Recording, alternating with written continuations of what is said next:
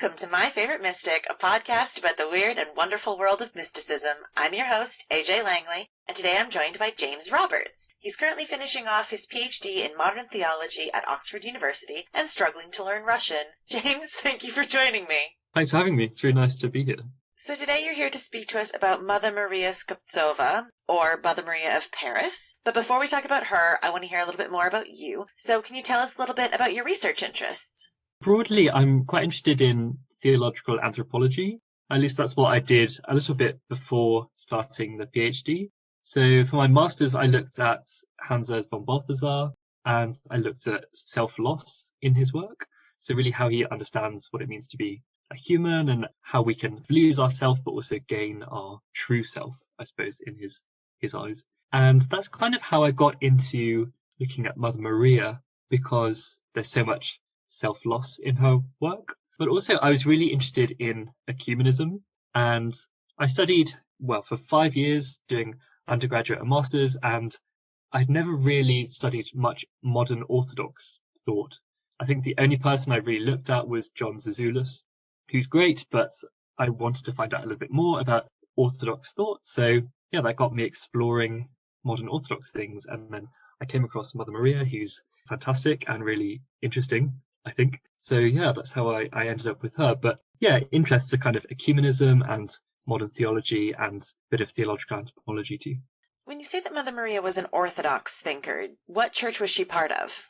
Well, she's Russian, but she lived in exile in Paris. So hence the Mother Maria of Paris name. But she was a member of the Russian Orthodox Church, and she carried on being a member of that in exile in Paris too.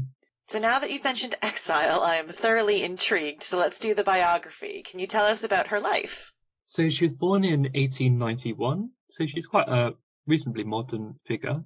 She's most famous for her social action. So I'll start there in her life, which is sort of more at the end of her life. So as I said, she was Russian, but she emigrated to Paris after the Russian Revolution, when a lot of Russians moved out of Russia in the kind of civil war that happens after the revolution. And when she was there, she became a nun, and she dedicated her monastic life to social action. So one of her really big things was trying to maintain a balance between loving God and loving the neighbor.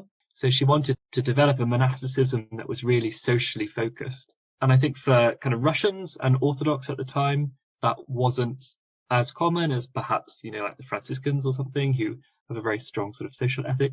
So in Paris, she was feeding the homeless and looking after the poor and visiting the sick in hospital and all these things. But she's very eccentric. She's kind of similar to the Holy Fools.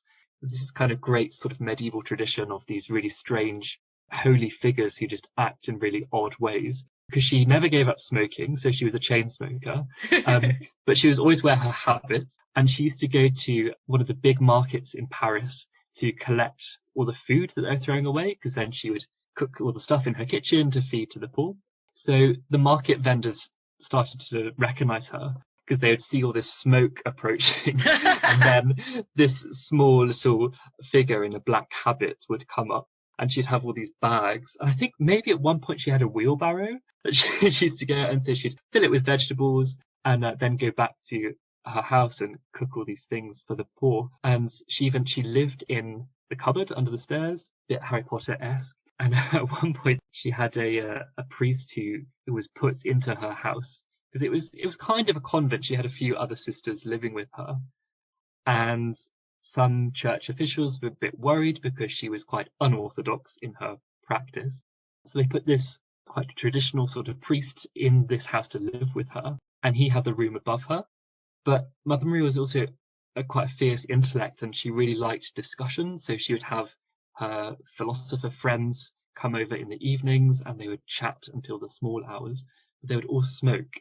And her room was underneath this priest's, so all the smoke actually used to come up through the floorboards and would fill his room with their smoke. So she's quite a tricky character for some Orthodox people, particularly if they're perhaps a bit more conservative in what they understand to be monasticism. Yeah, I can totally see how if you have a traditional view of a monastic life with the isolation, quiet contemplation of God, that really doesn't fit with chain-smoking philosophy parties. Exactly, yes. And she didn't give up drinking as well. So there was a metropolitan who is the kind of senior person in the Orthodox Church who was walking around Paris one day and he saw this nun who was sat outside in a square drinking beer in her habit. And he thought, who is this person? And then he got a bit closer and it was Mother Maria. So, as you say, she's a bit tricky for monasticism. But just while we're still on the biography, another thing she was most famous for, and she was actually sainted relatively recently, I think about 10 years ago, for was her work in the resistance. So in the Second World War, she assisted the Jews in escaping from the Nazis. One of her most famous plans to do this was she befriended some refuse collectors who were going into the Velodrome d'Hiver, where a lot of people were being held by the Nazis, particularly Jewish people. And these refuse collectors she organised to go in with their empty bins and put children in the bins and then come out with them to rescue the children. So she was actually captured for doing this work and she was taken to a concentration camp where she was killed. So she was murdered in 1945. So she's remembered as a martyr and as a saint as well. But then in her biography, you have all these amazing things which are almost contradictory because you have this smoking nun. She was married twice and she had 3 children, one from a man who we don't know anything about. He was, I think, maybe a farmer in Russia. And she had a daughter. Her first daughter was with this man and she named her Guyana. So obviously kind of earth imagery. It's sort of her going back to the earth. So for a nun, this is quite an unusual timeline, really, and life. But it's very inspiring and quite interesting to work on because you have all these different things in her life. It does seem like she had an awful lot of life for just one woman. I could talk to you for hours just about her biography because she was also a published poet and an artist. She was mayor of a town for quite a long time in Russia, which was partly why she had to emigrate because she was kind of on the wrong side after the Civil War. So she's involved in all these different things. But what I want to do in my work is really to look at her theology because she wrote a lot of essays and short articles about her theology, which really informs everything that she's doing. And I think it's really important to promote that side of her, especially as a woman in the 20th century, because so many of her colleagues and contemporaries were also theologians and they're really well known. So, well known in very small circles, like Nikolai Berdyaev, a philosopher, Sergei Bulgakov, who's also a theologian. She was friends with them, but she isn't really known for her intellect. I think sometimes her life does overshadow her intellect a little bit. So what I'm trying to do is show both, really, and the kind of her thought and how it inspired these amazing actions. So while her intellectual contributions haven't really been acknowledged yet, we do know that she was part of this community and involved in these discussions. Just looking at some archive work that I've had the opportunity to do, I've seen quite a lot of pictures, and just visually it's amazing to see in these crowds of Orthodox thinkers at these meetings and things. We have all these priests and all these very famous theologians, and then Mother Maria is so often there. And as I said earlier, she's really creative. So she used to knit a lot and do tapestry work. And she would be doing that in these talks. So you can kind of scan these pictures and then you see this strange nun figure, like kind of bending over something. Like, what is that? And it's Mother Maria sort of making some project. But she was always there. She was part of the conversation. So I think it's important to highlight her thought as well. She's the modern academic who's doodling during a paper and then asks the most insightful question of the whole Q&A. And you're just like, you were not paying attention. How did you do that? Yes, exactly. So on the topic of her theology and her religious devotion, it brings up the question with regards to this particular podcast, which is, was she a mystic? That's a really interesting question because it's quite hard, I think, to redefine what a mystic is. One of her central ideas is what she calls the mysticism of human communion. So I mentioned earlier that in her theology, she really wants to maintain a balance between the human and the divine. And for her, the commandment to love God and love your neighbor is essential. And if you split one, if you focus maybe just on God, or if you just focus on the humans, then that's not Christianity to her. And she's really emphatic about that. So the mysticism of human communion is how she tries to spiritually and mystically give reasons for loving the neighbor. So this is behind all of her social work, the trips to the markets and the feeding of the homeless, because she sees a mysticism in that, in a sense of encounter So if you understand mysticism as a kind of connecting with the divine, then for her, you connect to the divine through human persons, because there's not a separation there. And the Russian word which is often used is God-manhood. So this is all one word, and it kind of reflects this synthesis between the divine and the human. And for her, when you encounter a person, you don't just encounter their flesh and their thoughts, but you also encounter the image of God which is in them. So you can actually commune with God through the person in her thought. She defines this as a mysticism. So whether other people might think that is mysticism, I suppose, is up to other people to argue. But for her, this was the kind of mystical foundation of how we connect with humans and with the divine as well.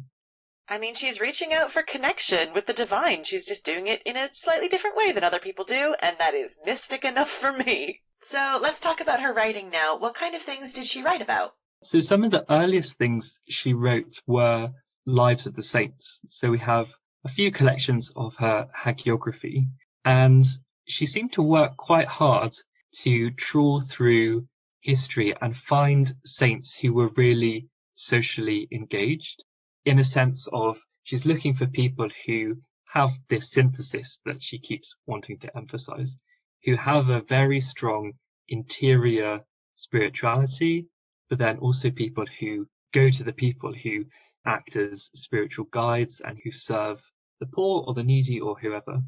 She redrafts them and retells these quite ancient stories of early Christian figures and saints. But then, as well as that, she has quite a lot of essays. So she published things in emigre journals and in presses. They're often quite small essays, originally published in Russian. There's a really nice collection, if anyone's interested to read some English things, by Orbis Press, which is the essential writings of Mother Maria Skobtsova. And I think her method is kind of related to what she includes in her output, because I think she writes things quite reactionary. So she's so busy doing all these things in Paris and living under the stairs. And she used to write these articles in that little room, kind of scribbling away in her tiny and absolutely terrible handwriting, which is a nightmare. I can't even read it, but it's awful. But, you know, she's not a kind of systematic theologian. She's not sitting down to write treatises on the Trinity or the nature of God's inner life. She's writing about social action. She writes quite a lot about politics as well. And she writes about culture, creativity. She writes quite a lot about Mary. She's very interested in Mary too. So yeah, we have a lot of these reasonably small essays. And part of my work is trying to synthesize those as well to get a sense of what her overall thought really is. And when it comes to poetry, she didn't stop writing poetry once she became a nun, which I think is also perhaps quite unusual for some Orthodox monastics. She wrote some nice poetry about Ruth and an early collection called Scythian Shards, which is quite a great name. Quite a diverse kind of output. So from her biography, it sounds like Mother Maria had a lot of connections. Can you tell us a little bit about her community or communities in Paris? The two main communities, I think, would be her intellectual context and then also the monastic context. So if we start with the intellectual one, she was the spiritual daughter of Sergei Bulgakov, who was a 20th century theologian, an Orthodox priest, and is quite well known now and is quite well studied. She was also friends with philosopher Nikolai Berdyaev, and she also came from a particular school of Russian, well, the intelligentsia, really. So she grew up surrounded by poets and philosophers and thinkers in Russia. Her thought really remains very Russian. She's very interested in Dostoevsky and a lot of philosophers from the 19th century in Russia. And she really continues that sort of world in Paris. So she's surrounded by these writers and these thinkers, and they would meet in her house and have these amazing discussions. And she continued that when she was a nun. So her monastic community is a little bit more tricky, because you may have already got a sense that she was quite a fiery person and quite revolutionary in her ideas and also in her sentiments. And she didn't really get on very well with the other nuns who she was living with.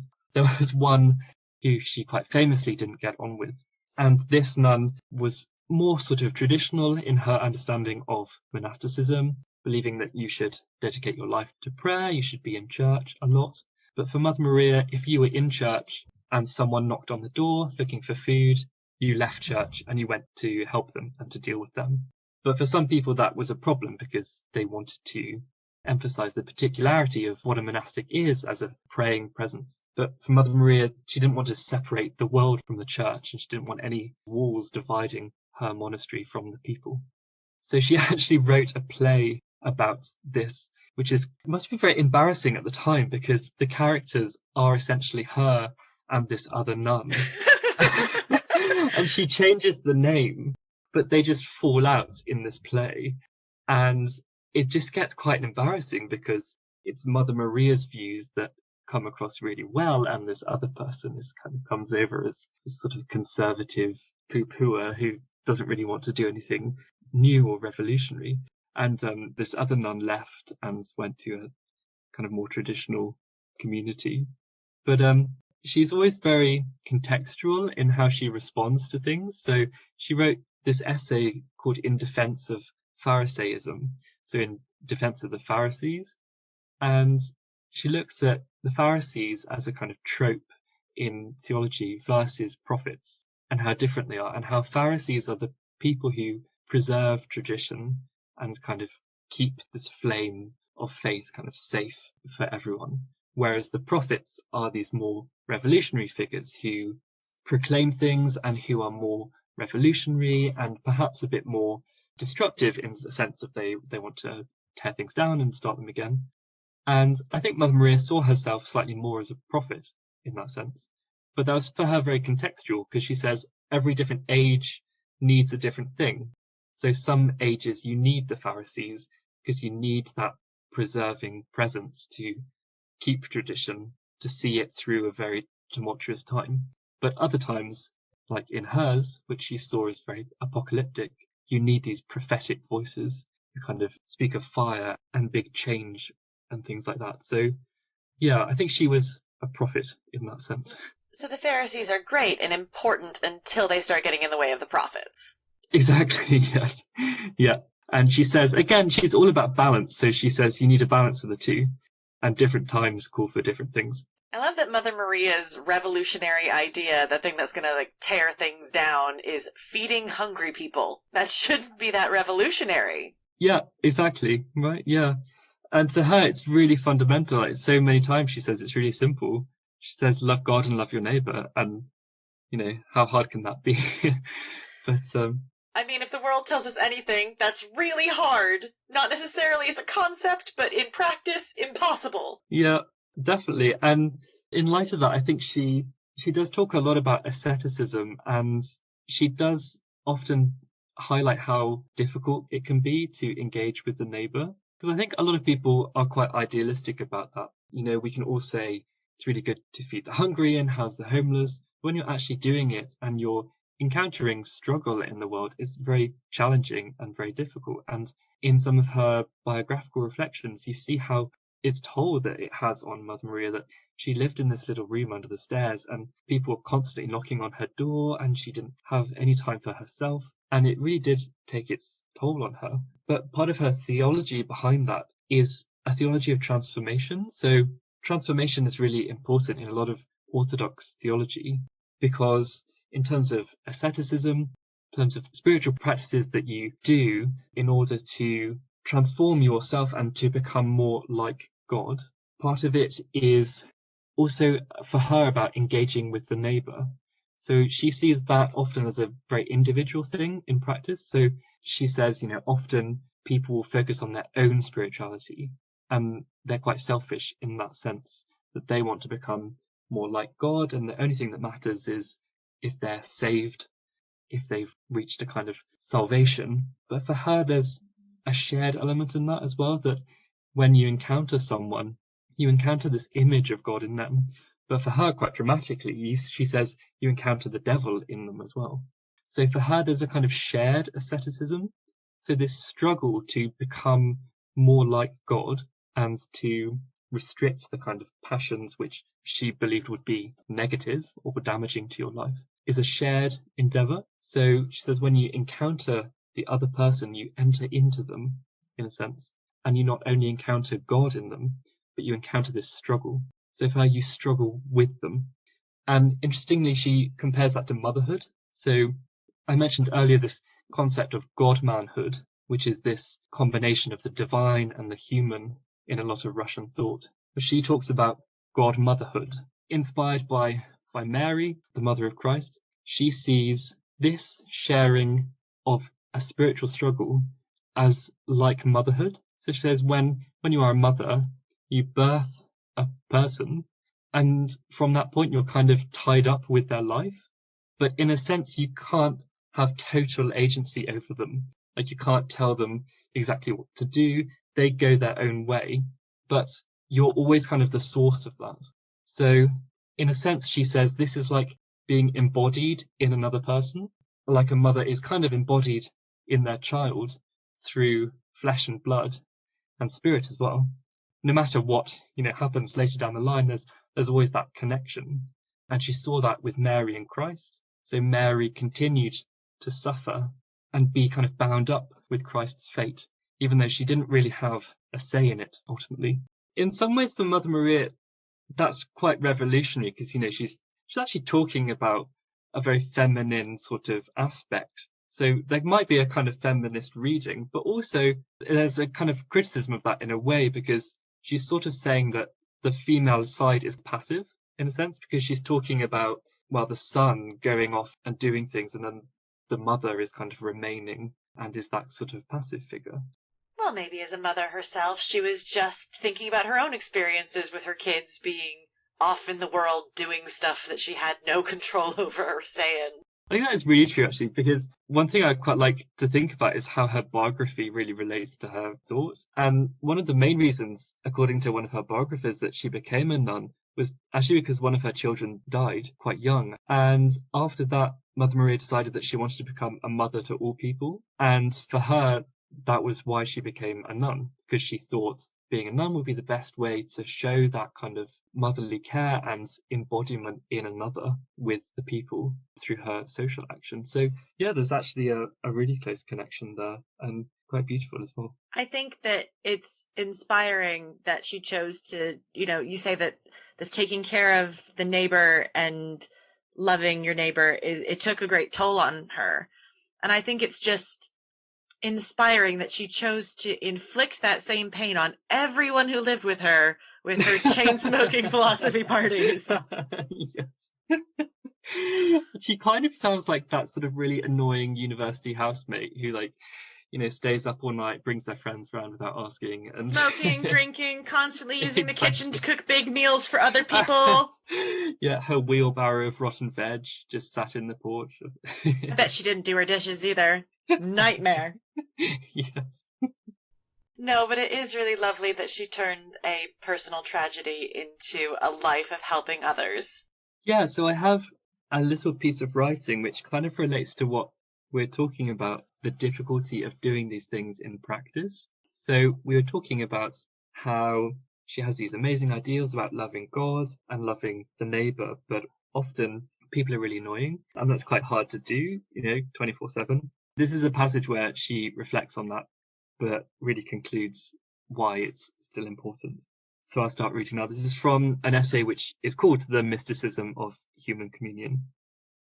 She says, "We get from the world and from humanity what we count on getting from them.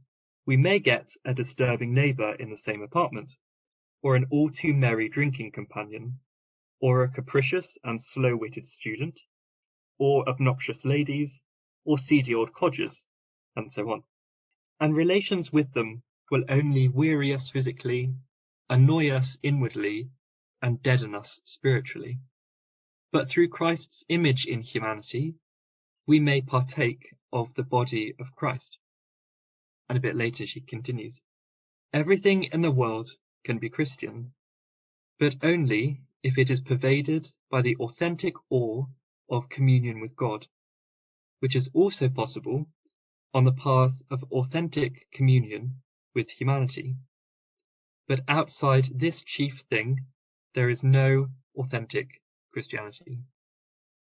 So you see there how emphatic she is about loving God and loving the neighbour, and this is her prophetic voice for her age. This is what she wants to say to the Orthodox Church at the time. But she's also quite realistic that a lot of those people are slow-witted and obnoxious. I mean, that's a really lovely sentiment, but the gall to say that other people might have terrible roommates when she wrote a whole play bad-mouthing one of hers. Yes, exactly. So, yeah, she's not perfect herself. That's the funny thing, because she was sainted.